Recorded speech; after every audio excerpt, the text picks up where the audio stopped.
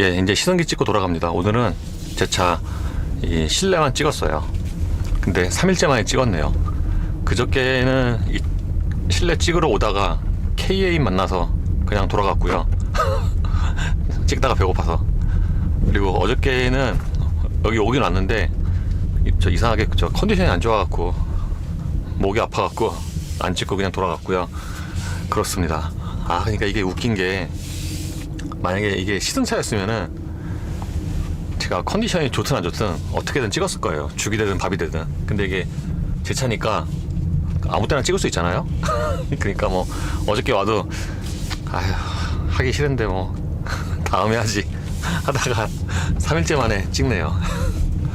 예, 어쨌든 집에 돌아가면서 저 전에 어떤 분이 댓글로 뭐 외국에서 운전하게 여행 좋아하게 된 계기 한번 그 제의를 하셨는데, 그래서 그 얘기 하겠습니다. 저 외국에서 운전 좋아하게 된 계기.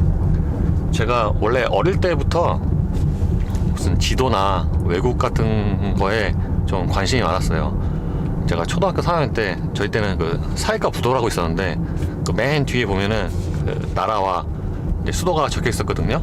제가 초등학교 4학년 때 막 지도 보고 사회과 부도 보다가 그 나라 수도 다 외운 적도 있어요. 물론 그때는 지금만큼 나라가 그렇게 많지가 않아갖고 뭐 외우기가 쉬웠지만 지금은 거의 한 2배로 늘어났죠. 어쨌든 그랬는데, 제가 사실은 다른 사람에 비해서 외국은 좀 늦게 가본 편이에요. 보통 막 20대 초반에 대학 때 뭐 배낭여행 가고 그러잖아요. 전 그때 간 적은 없고, 이거 자동차 기자 시작하면서 그때 처음 가봤죠. 그 전까지는 저는 비행기도 탄 적이 없어요. 그러니까 저는 그 제주도보다 외국을 더 먼저 간 거죠. 제주도도 한참 나중에 갔어요. 사실 제가 어릴 때부터 이제 외국에 가보고 싶다는 생각을 많이 했는데, 이제 외국에서 운전해보고 싶다, 그걸 좋아한다, 뭐 이런 생각은 없었거든요. 근데 이제 좋아하게 된 계기가 있죠. 처음으로 운전을 하게 되면서, 또 이 일을 하게 되면서 제가 제일 처음 가본 외국이 일본이에요. 일본. 제일 먼저 외국에서 운전한 것도 일본이고, 근데 되게 짧게 했죠. 그거는 운전이라고 할 수도 없는데, 2000년인가 제가 도쿄 오토살롱 매년 1월에 하는 거 갔는데, 그 전날 막과리 메스에서 하잖아요.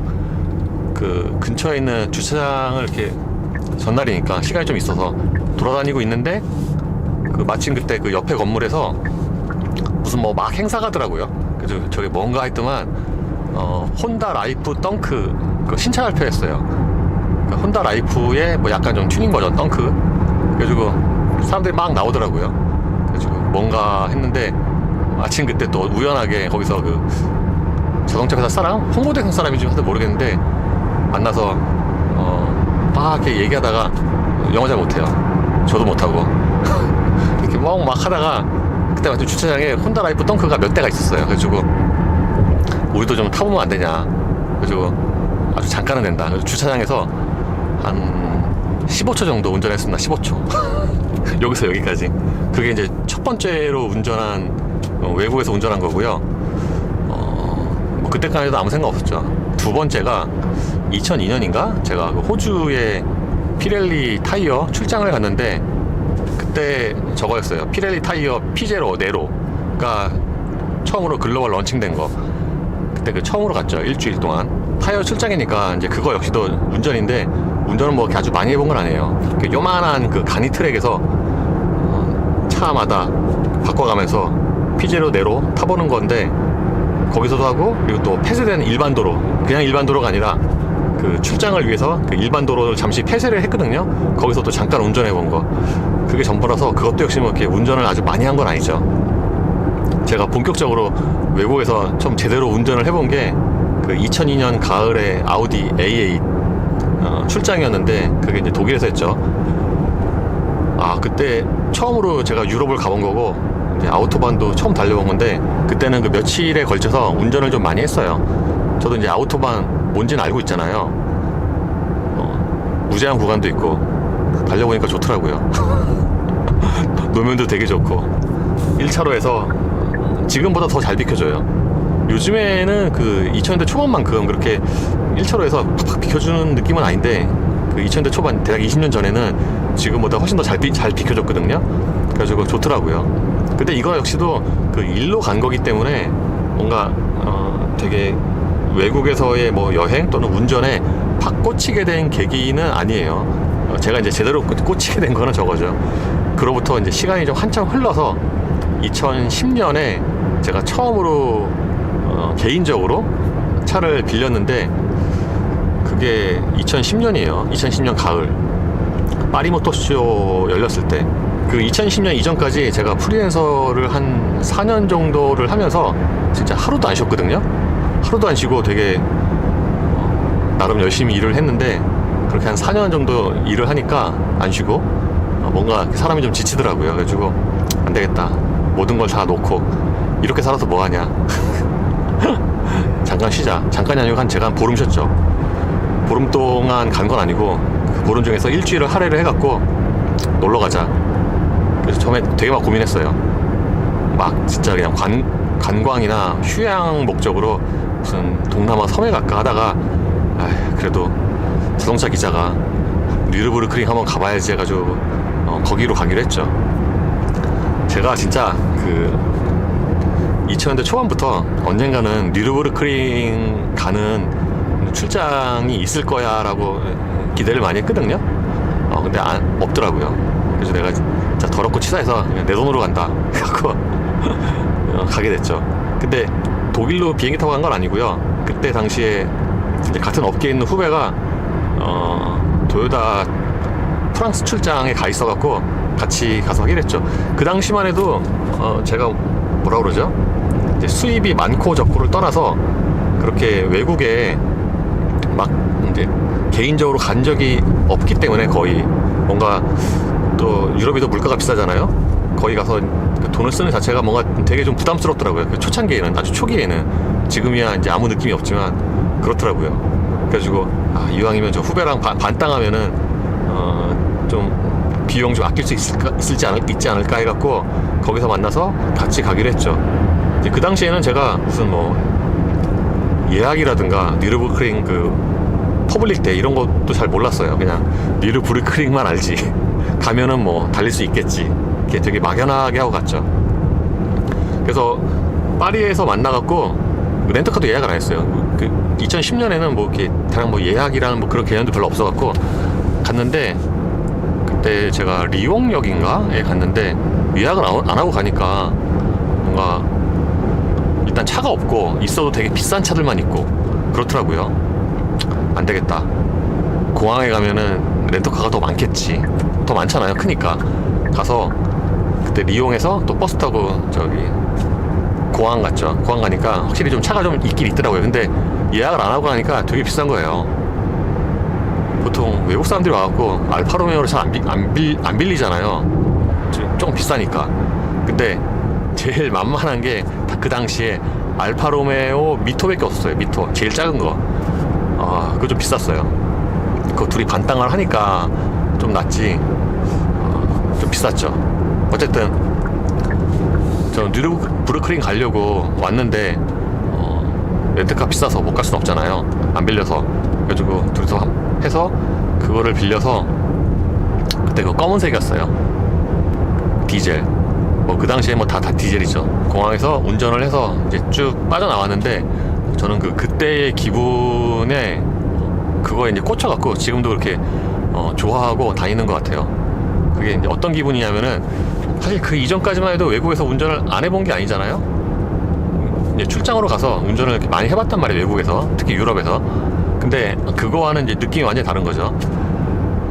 출장 가서, 미디어 출장 가서 그 시승차로 운영하는 거는 이제 그 사람들 딱 짜준 코스에 맞춰갖고 이렇게 보통 이제 줄 맞춰 달리는 건 아니지만 보통 이제 몰려서 다니죠. 포인트마다. 근데 그거와 이렇게 완전히 자유로 해서 다니는 거는 그 느낌이 좀 완전히 다르더라고요. 저는 그때 공항을 빠져나오면서 국도를 이렇게 달리면서 와 뭔가 진짜 되게 자유롭다 라는 기분을 굉장히 강하게 느꼈는데 그때의 그 느낌이나 기억이 아직도 좀 생생하고 그래서 그 맛으로 다니는 것 같아요.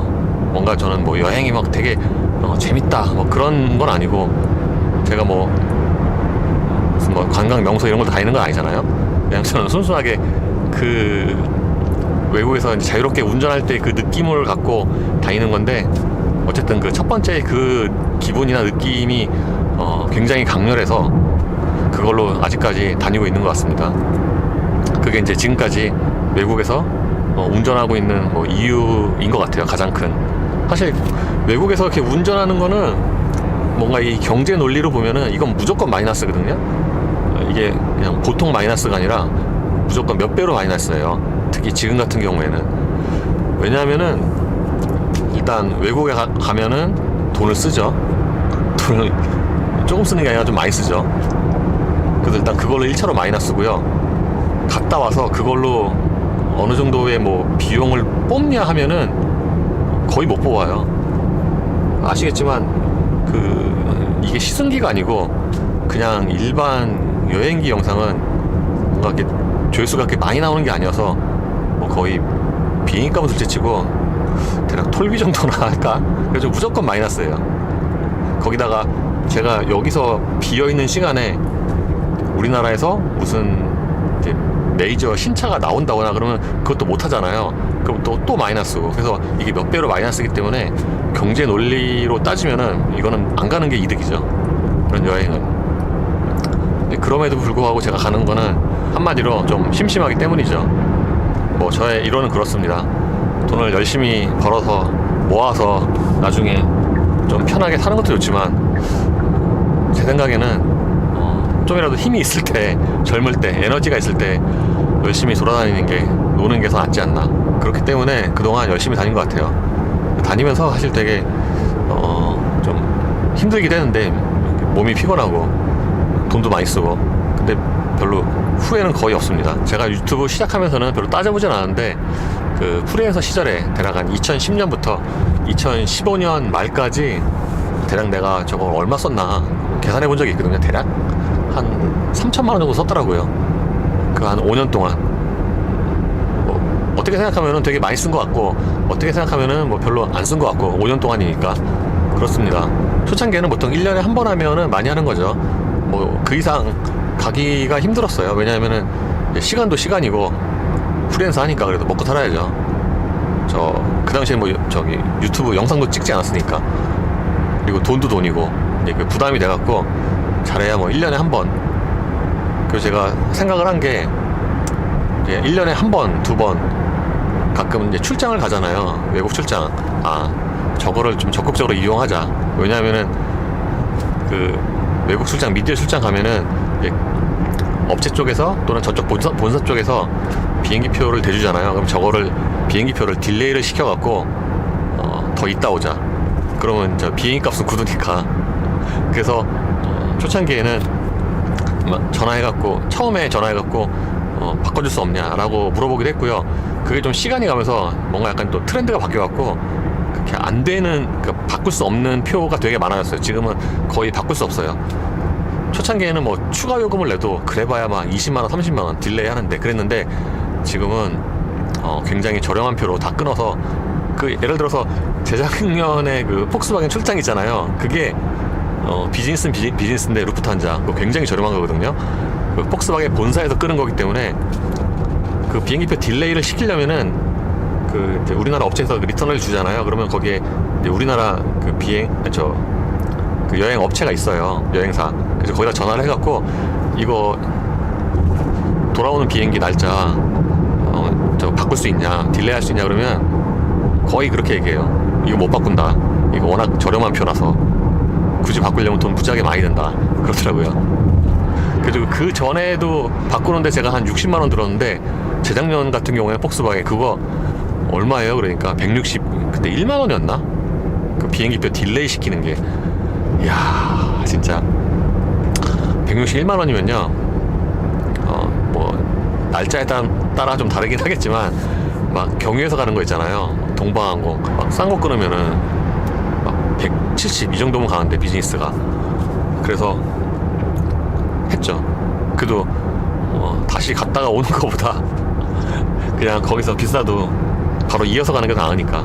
그래도 그런 식으로 해서 좀 아끼긴 했고, 제가 지금까지도 그 삼성코 호텔 선호하는 게 초창기에 돈을 아끼는 그 습관이 들어갔고, 아우 처음에는 진짜 되게 많이 부담돼갖고 호텔도 그렇고 톨비도 그렇고 톨비가 우리나라보다 거의 한 3배 정도 비싸거든요.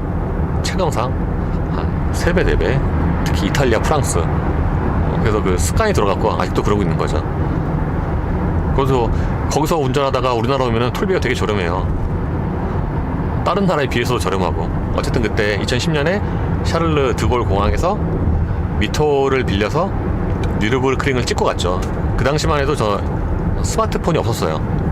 그래서 내비게이션 따로 빌리고 그때 한 대략 한 500km 정도 됐는데 타고 둘이서 갔죠.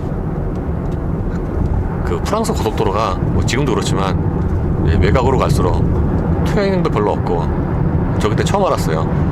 아, 이 사람들 저기 사람 되게 빨리 달리네. 그 속도 제한 있잖아요. 그 잘 안 지키고. 그러니까 그게 되게 철저하게 좀 나뉘더라고요. 거주 지역은 천천히 다니고 거주 지역이 아닌 곳 있잖아요. 주위에 뭐 아무것도 없는 산 있는 곳 그런 곳은 되게 빨리 달리고 우리나라에 비하면은 카메라도 되게 없고 우리나라에 비하면은 이 도로에 이 점선 있잖아요. 점선이 엄청나게 많아요. 실선이 별로 없는 거죠. 어쨌든 그래서 뉴르부르크링에 갔는데 북쪽 코스에 갔는데 저는 뭐 가면은 당연히 뭐 들어갈 수도 있을 줄 알았는데 그때 제가 상식이 없었어요. 마침 또 그때 저기 문을 닫았더라고요. 어쩐지 야 일단 가서 호텔부터 잡자. 예약도 안 하고 그래가지고 제일 유명한 티에르 가르텐 호텔에 갔는데 나중에 알았죠. 아 티에르 가르텐의 방에 호텔이 있으면은 그거는 퍼블릭 데이가 아닐 확률이 되게 높은 거죠. 그 뉴르부르크에서 티에르 가르텐이 제일 유명하잖아요. 사빈 슈미트의 생가 그 옆에 있는 그 별채에서 방을 잡고요. 그때 그 2명이 9만원에서 9만원 대략 9만원 잡고요.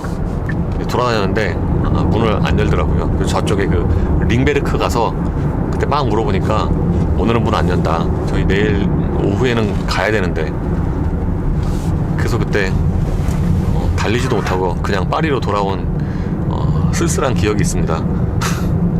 그날에 할 게 없으니까 그 막 저기 2번째 그 카루셀 가갖고 괜히 그 테스트 하나 찍고 그러고서 오후에 호텔에 돌아오니까 그때 그 카운터에 이제 할머니가 오늘 이번에 저 그 퍼블릭 데이 달리러 온 거냐 그랬는데 아니라서 못 달리고 있다 그랬거든요. 그랬더니 그 할머니가 그럼 오늘 하루 뭐 했냐 그러더라고요.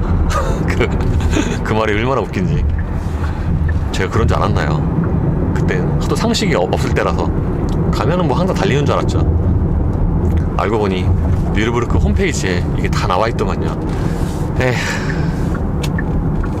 그때 저 스마트폰도 없어갖고 저는 스마트폰도 2010년이잖아. 그게 한참 나중에 샀어요. 언제 샀더라? 몇 년 후에 산 것 같은데. 어쨌든 그때 뭐 한 것도 없이 다시 파리로 돌아와서 이제 차를 반납을 하고 집에 오는데 아 이거 재밌다. 계속 하고 싶다 라는 생각이 진짜 강하게 들더라고요. 그래서 그 이후에 나름 열심히 다녔습니다. 그리고 그 이후에 이게 좀 뭔가 이제 개인적으로 목표가 생기더라고요. 국제운전면허로 운전할 수 있는 나라에서는 다 차로 한번 운전해보자 라는 또 그런 개인적인 목적이 생기더라고요. 그 이후에 한참 나중에 한 4년 후에는 면허가 없는 것도 운전해보자. 중국 같은 경우에 면허를 따면 되니까. 그래서 중국 면허도 따고 그래서 운전도 하고 중국에서 사실 좀 운전 많이 했죠. 누적으로 한 2,500km 정도 이상은 한 것 같은데 어쨌든 2010년에 처음으로 개인적으로 빌렸을 때는 진짜 다 되게 신기했어요. 아니 외국에서 운전을 처음 해본 것도 아니고 유럽이나 뭐 독일, 프랑스를 처음 가본 것도 아닌데 뭔가 개인적으로 빌려서 다니니까 그거 되게 새롭더라고요. 심지어 벨기에도 뭐 처음 가본 건 아닌데 가면서 이제 벨기에도 잠깐 지나가거든요. 거기서 잠깐 뭐 주택가 같은 데서 세워서 이렇게 보는데도 뭐 되게 신기하더라고요. 휴게소도 그렇고 우리나라 사람들이 외국 여행을 좀 많이 다니는 편이라고 알고 있는데 실제로 많이 다니잖아요. 근데 아마 대부분은 그 대중교통을 이용해서 다니죠. 저는 사람이 많으면은 비용에서도 유리하니까 이렇게 이렇게 자동차로 다니는 것도 추천드리는 바입니다. 근데 아무래도 대중교통보다는 뭔가 좀 더 위험한 건 있죠. 그래도 직접 운전을 하게 되니까 차 털릴 걱정도 있고, 그리고 이게 또 지역에 따라 다른데 제가 이렇게 보니까 우리나라 사람이 가장 안전하게 자동차 여행으로 다닐 수 있는 지역이 서유럽과 북유럽이 아닌가 싶어요. 그래서 가끔 영상에 댓글로 물어보시는데, 저는 이왕 만약에 자동차로 여행을 하실 것 같다 그러면 서유럽이나 북유럽 정도를 추천을 드리고, 막 다른 지역은 이렇게 차로 여행하세요라고 이렇게 말씀을 못 드리겠더라고요. 이게 막 스페인이나 이탈리아 같은 데 가면 차도 되게 많이 털리고 그래갖고 그렇습니다. 어쨌든 그 첫 번째 기억이 되게 좋아서 다음에 또 가자라고 생각을 했고요. 실제로 다음에 또 갔고요. 그 다음에는 진짜로 그때부터 이제 혼자 다니기 시작을 한 거고요. 놀랍게도 그 다음에 빌린 렌터카도 알파 로메오였어요. 그 얘기도 사실 좀 긴데 이제 집에 다 와서 배가 고파갖고 다음에 하든가 하겠습니다. 끝입니다.